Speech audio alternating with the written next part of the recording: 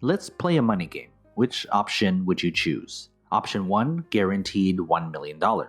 Option 2, have a 50% chance of receiving $100 million.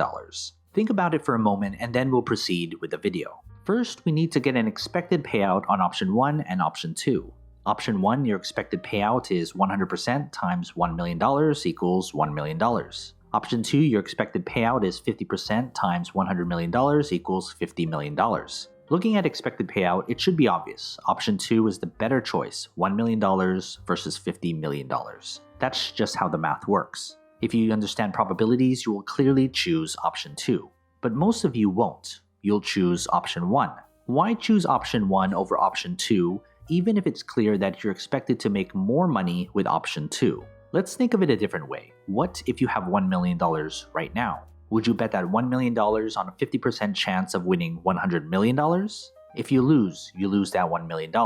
In psychology, losing hurts about twice as bad as winning makes us feel good. How mad or sad would you be if you just lost $1 million and ended up with nothing? Mathematically, you should choose option 2 every time. But psychologically, you should choose option 1.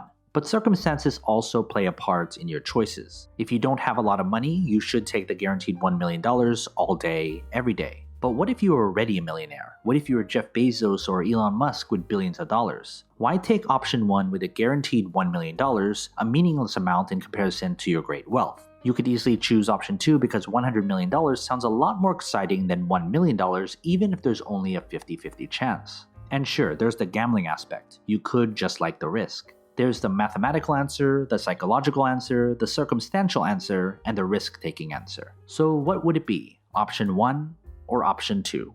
So what are your thoughts? Comment below. And as always, take care of your money.